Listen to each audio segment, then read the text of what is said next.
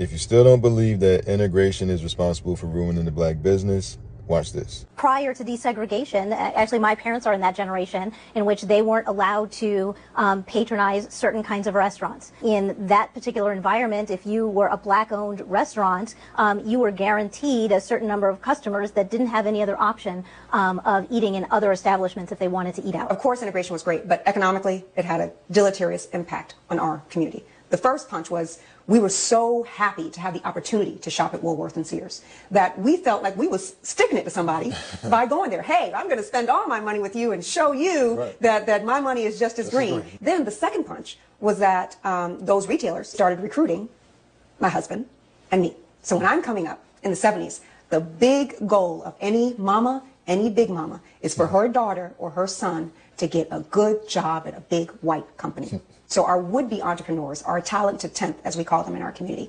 we flocked to corporate America, and they got all our money, and they got all our talent. We began to go out of the 20 generations of slavery. We started to emerge and started to have this period of time where the communities began to come together. They were still segregated during the Jim Crow era, but we had the local physician, we had the local business, we had a place where you can go and buy goods and services. You had to go and get educated, so we had to have our own historically black colleges and universities. And so you can go and get a PhD, and all of that isn't unprecedented. We have always had mom and pop stores in our community, whether it was to sell ice cream or sell tools, and that was how we made our money. And typically we ran businesses together as husband and wives, family. The children would be there helping. The family was strong, marriages were strong. What happened is there were some unintended consequences when the civil rights era happened, and as a result was desegregation, not necessarily integration. The unintended consequences of that struggle is that the breakdown of businesses started to take place. Black folk had 100 times more before social integration hit. I grew up in Winston-Salem, North Carolina. We weren't looking for this social integration because we had our own businesses there. My family was part of one that had the only black bus line in the entire United States.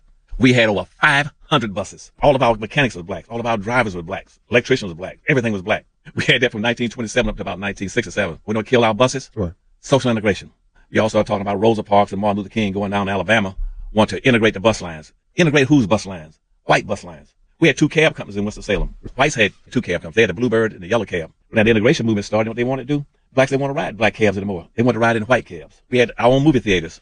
There was a Lincoln and Lafayette theater in every major city and every black community in America. So guess what? Blacks didn't want to go to the black theaters and want to go to the white theaters. Tulsa's Black Wall Street, from the name Negro Wall Street given by Booker T. Washington, established wholly by black families, business leaders, and entrepreneurs less than 50 years after slavery ended.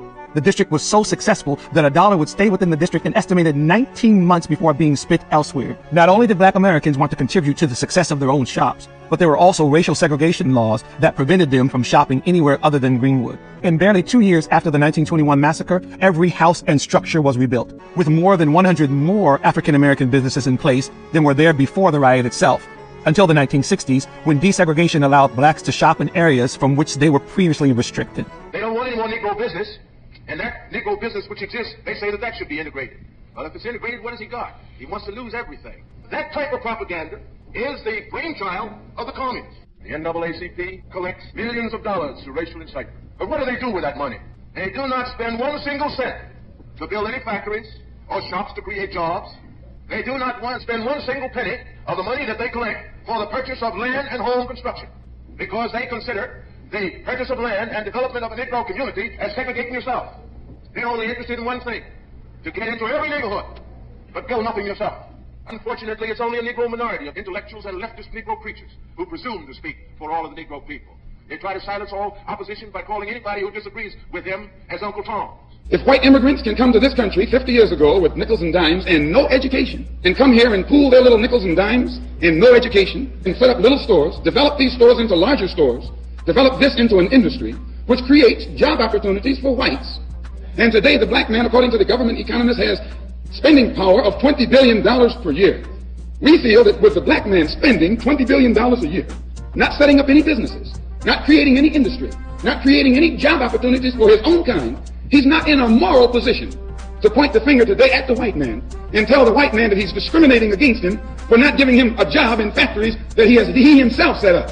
If the black man has $20 billion, and these so-called Negro leaders are such geniuses that they can integrate white restaurants and integrate white factories and force themselves into that which the white man has set up, they should use this same ingenuity to show the black people how to pool our wealth and set up something of our own. There's a reason we were taught to see integration as a solution to a problem as opposed to a problem to a solution.